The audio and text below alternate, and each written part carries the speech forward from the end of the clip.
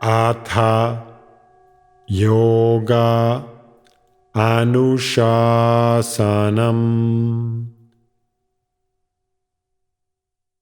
Namaste. Welcome to Unravel the Thread, a podcast for people who want to apply the Yoga Sutras to yoga practice and to life today. Available online at simple-yoga.org, where you can also find courses, articles, videos, and guided meditations to enrich your practice. I am Ruben Vázquez, your companion on this journey of exploration. On today's episode, we continue our journey through the second chapter of the Yoga Sutra with the first sutra about asana, Sutra 246. Asana, joyful posture. Certainly, the physical aspect of yoga has become the most popular expression of yoga nowadays. In fact, when people say yoga, the implied meaning is most often the practice of postures and movements with very little, if any, regard for an integrated and balanced articulation of all the practice guidelines compiled by Patanjali. Some of the meanings of asana in Sanskrit include abiding, stool, dwelling, place, seat, stopping, sitting, sitting down, and posture. When the word asana is broken down into separate sounds, the Sanskrit dictionary offers the following meanings for the particle as, meaning to be present, to exist, to inhabit, to celebrate, and to make one's abode in. The particle sa means knowledge and meditation, and na means vacant, empty. Thus, asana can be interpreted as living in knowledge and meditation, empty of distractions, free of likes and dislikes. The 3 verses about asana in the Yoga Sutra make up only 1.5% of the total 196 verses. The practice of postures, just like the practice of the yamas and the niyamas, provides one opening for exploring with playful curiosity how to abide in a state of presence, free of distractions.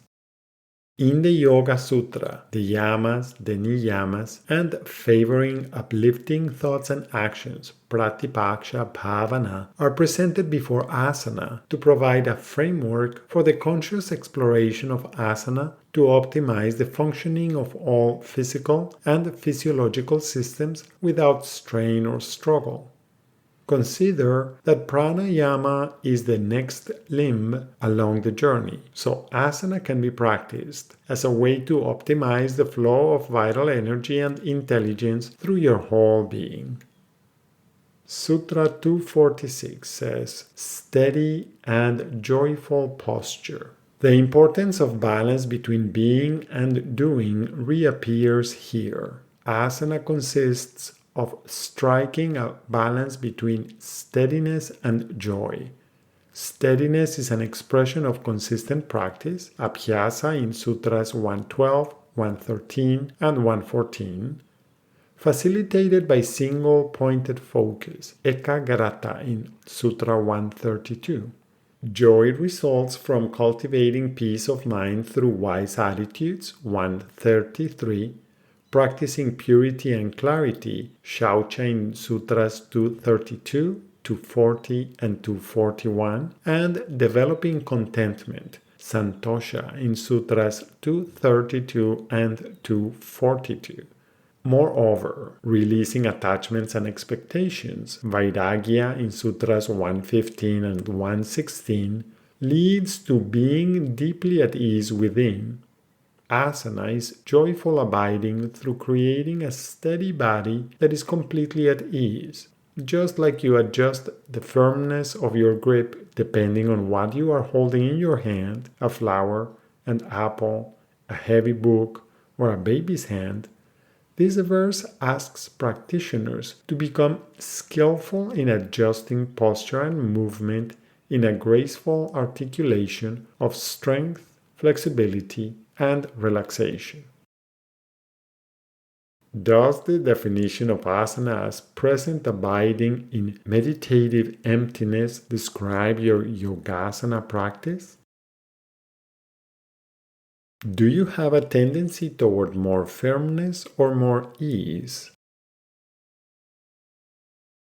Is there any strain, struggle, or self-judgment in your physical yoga practice?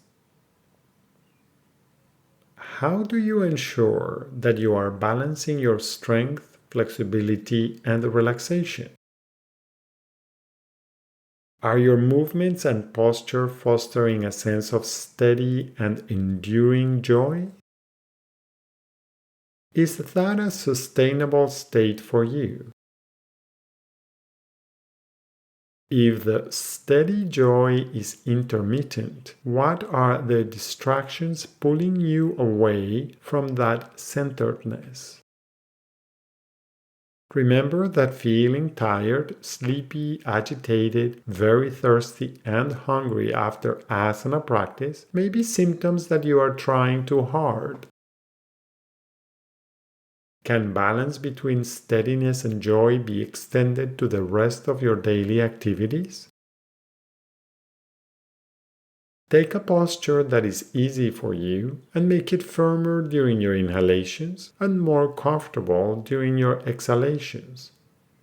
Then, try to modulate the right amount of firmness and comfort and notice what changes. Repeat the previous suggestion with a posture that is challenging for you. What do you notice? When you move from one posture to another, can you try to make your movements as slow, fluid, and smooth as possible? How do you feel when you move in this way? Does this give you any insight into how you work and how efficient you can be? Observe your usual actions, such as walking, talking, moving, carrying things, folding your clothes. Do you find that you achieve a balance between steadiness and ease in your actions? What are your tendencies? Are those tendencies similar to what you find when you are practicing yoga postures? As usual, one more way of exploring the meaning of this sutra is by chanting it. You can choose to chant it in its traditional form with some of the words coming together. Sthira sukham asanam.